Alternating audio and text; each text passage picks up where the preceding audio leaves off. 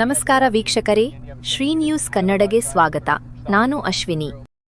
ನಾನು ಕೋಲಾರ ಪಟ್ಟಣದಲ್ಲಿ ಇವತ್ತು ಸ್ವಚ್ಛ ಪಟ್ಟಣವನ್ನಾಗಿ ಹೊರಹೊಮ್ಮಬೇಕೆಂದು ಪಟ್ಟಣ ಪಂಚಾಯತ್ ಅಧ್ಯಕ್ಷರು ಹಾಗೂ ಮುಖ್ಯಾಧಿಕಾರಿಗಳು ಹಾಗೂ ಸರ್ವ ಸದಸ್ಯರ ಒಂದು ನೇತೃತ್ವದಲ್ಲಿ ಸಿಬ್ಬಂದಿ ವರ್ಗ, ಪಟ್ಟಣದ ಯುವಕರು, ಹಿರಿಯರು ಎಲ್ಲರೂ ಕೂಡ ಸ್ವಯಂ ಪ್ರೇರಿತವಾಗಿ ಏನು ಸ್ವಚ್ಛ ಪಟ್ಟಣವನ್ನಾಗಿ ಮಾಡಬೇಕು ಅಂತಕ್ಕಂಥ ಇಚ್ಛೆಯನ್ನು ಇಟ್ಟುಕೊಂಡು ಇವತ್ತು ಕೋಲಾರ ಪಟ್ಟಣದ ಪ್ರಮುಖ ಬೀದಿಗಳಲ್ಲಿ, ಸಾರ್ವಜನಿಕ ಬಸ್ ಸ್ಟ್ಯಾಂಡ್ಗಳಲ್ಲಿ, ದೇವಸ್ಥಾನಗಳಲ್ಲಿ ಮತ್ತು ಎಲ್ಲ ಮನೆಗಳ ಮುಂದೆ ಸ್ವಚ್ಛ ಕಾರ್ಯಕ್ರಮವನ್ನು ಹಮ್ಮಿಕೊಂಡಿರ್ತಕ್ಕಂಥದ್ದು. ಮತ್ತು ನಮ್ಮ ಮುಲ್ಲಾ ಅವರು ಮಾಧ್ಯಮ ಮಿತ್ರರು ಏನೇ ಕೇಳಿದರು, ಇಲ್ಲ ಏನದು ಬಸ್ ಸ್ಟ್ಯಾಂಡ್ ಒಳಗೆ ಶೌಚಾಲಯಗಳಿಗೆ ನೀರಿನ ಸೌಕರ್ಯಗಳಿಲ್ಲ, ಮೂಲಭೂತ ಸೌಕರ್ಯಗಳಿಲ್ಲ ಅಂಥೇಳಿ ಅದಕ್ಕೆ ನಮ್ಮ ಮುಲ್ಲಾ ಅವ್ರ ಮಾಧ್ಯಮ ಮಿತ್ರರಿಗೆ ನಾವು ಒಂದು ಸ್ಟೇಟ್ಮೆಂಟ್ ಕೊಡಲಿಕ್ಕೆ ಇಚ್ಛೆಪಡ್ತೀನಿ. ಏನು KSRTC ಅವರು ಸ್ವಾಧೀನಕ್ಕೆ ತೊಗೊಂಡಿರ್ತಕ್ಕಂಥ 2 ಬಸ್ ಸ್ಟ್ಯಾಂಡ್ಗಳನ್ನು ಇವತ್ತು ಸುಮಾರು ಪ್ರತಿ ತಿಂಗಳು 1 ಲಕ್ಷ 2 ಲಕ್ಷ ರೂಪಾಯಿ ಬಾಡಿಗೆ ತೊಗೋತಾರೆ ನಮ್ಮ ಕೋಲಾರ ಪಟ್ಟಣದಿಂದ ಬಸ್ ಸ್ಟ್ಯಾಂಡ್ ವತಿಯಿಂದ. ಆದರೆ ಬಾಡಿಗೆ ತೊಗೊಂಡು KSRTC ಸಿಬ್ಬಂದಿಯವರು ಯಾವುದೇ ಮೂಲಭೂತ ಸೌಕರ್ಯಗಳನ್ನು ಪ್ರಯಾಣಿಕರಿಗೆ ಕೊಡ್ತಾ ಇಲ್ಲ. ಈ ಬಾಡಿಗೆಯನ್ನು ತಾವೇ ತಿಂದು ಮತ್ತು ಈ ಒಂದು ನರಕ ಯಾತನೆಯನ್ನು ಇವತ್ತು ಮಾಡಕತ್ತಾರೆ. ಅದಕ್ಕೆ ಸಾರಿಗೆ ಮಂತ್ರಿ ರಾಮಲಿಂಗಾರೆಡ್ಡಿ ಅವರಿಗೆ ಮತ್ತು ನಮ್ಮ ಏನು MD ಅಂತ ಬರ್ತಾನೆ ಬಿಜಾಪುರದಾಗ, ಅವ್ರಿಗೆ ಯಾರ್ದಾರು ಗೊತ್ತಿಲ್ಲ, ಇತ್ತ ಕಡೆ ಗಮನ ಹರಿಸ್ಬೇಕು. ಬರೀ ಬಾಡಿಗೆ ತೊಗೊಂಡು ಬಿಜಾಪುರದಾಗ MD ಅವರ ಪುತ್ರ ಅಲ್ಲ, ಇಲ್ಲೇನು ಈ ಕೋಲಾರದೊಳಗೆ ಬಸ್ ಸ್ಟ್ಯಾಂಡ್ಗಳದಾವ, ಮೂಲಭೂತ ಸೌಕರ್ಯಗಳು ನಮ್ಮೂರ ಲಾಭ ತೊಗೊಂಡು ನೀವೇನು ಹೋಗ್ತೀರಿ.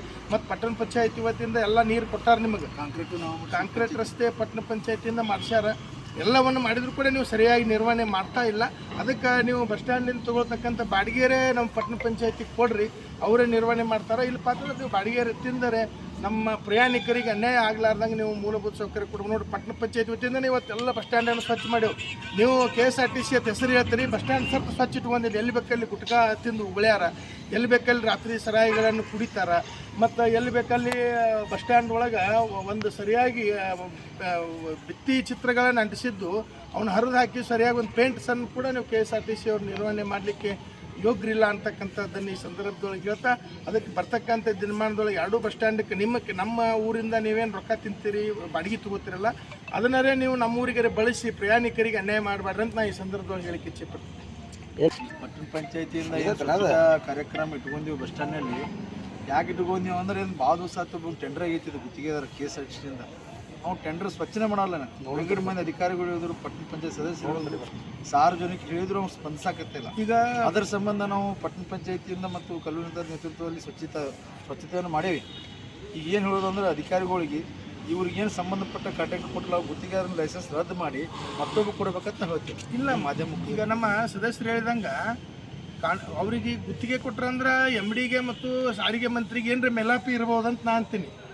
ಅಲ್ಲ, ನಾ ಏನು ಅಂತೀನಂದ್ರೆ ನಡಬರ್ಕ ಮತ್ತು ಅವ ಸರ್ಕಾರ ರೊಕ್ಕ ತಿಂದು ಇಲ್ಲಿ ನಿರ್ವಹಣೆ ಮಾಡೋಲ್ಲ, ಅಧಿಕಾರಿಗಳಿಗೆ ಸಾರ್ವಜನಿಕರಿಗೆ ಸ್ಪಂದನೆ ಮಾಡೋಲ್ಲ ಅಂದ್ರೆ ಹೆಸರಿಗಾಗಿ ಗುತ್ತಿಗೆ ಕೊಟ್ಟು ಏನೋ ಇದರೊಳಗೆ ಭ್ರಷ್ಟಾಚಾರ ಇರ್ಬೋದು. ಅದಕ್ಕೆ ನಾನು ಸಾರಿಗೆ ಮಂತ್ರಿಗಳಿಗೆ, ಸಿದ್ದರಾಮಯ್ಯನವರಿಗೆ ಮತ್ತು ನಮ್ಮ ಉಪಮುಖ್ಯಮಂತ್ರಿಗಳಿಗೆ, ನಮ್ಮ ಶಾಸಕರಿಗೆ ಮತ್ತು KSRTC MD ಅವರಿಗೆ ಇಚ್ಛೆ ಪಡ್ತೀನಿ, ಏನು ನಿಮ್ಗೆ ಯಾರಿಗೆ ಕೊಟ್ಟಿರಲ್ಲ ಅವ್ರನ್ನ ಕರೆಸಿ ಅವ್ರ ಅಧಿಕಾರಿಗಳೇ ನಿಮ್ಮ ಮಾತು ಕೇಳೋ ತಾಕತ್ತು ನಿಮ್ಮಲ್ಲಿ ಐತಿಲ್ಲ ಅಂತೇಳಿ ನೀವು ಸರಿಪಡಿಸ್ಬೇಕಂತ ನಾವು ಆಗ್ರಹಿಸ್ತೇವೆ. ಇದ್ರೊಳಗೆ ಈ ನಿಮ್ಮ ಮೂಲಕ ನೀವು ನೋಡಿರಲ್ಲ ಕಸ ಎಷ್ಟು ಬಿದ್ದು 2 ಬಸ್ ಸ್ಟ್ಯಾಂಡ್ ಅಲ್ರಿ, ಈ ಸ್ವಚ್ಛತೆ ನಾವು ಮಾಡೀವಿ. ಪಟ್ಟಣ ಪಂಚಾಯತ್ ಅವ್ರು ತೊಗೋದು ಗುತ್ತಿಗೆ ಕೆಲಸ ಅವ್ರು ರೊಕ್ಕ ತಗೋತಾರೆ.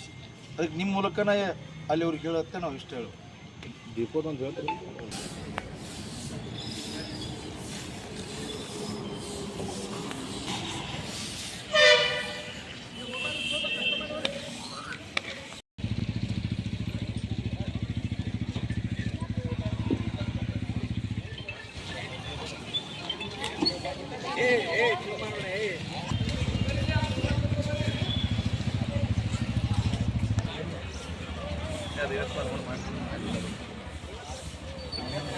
ಎಲ್ಲರಿಗೂ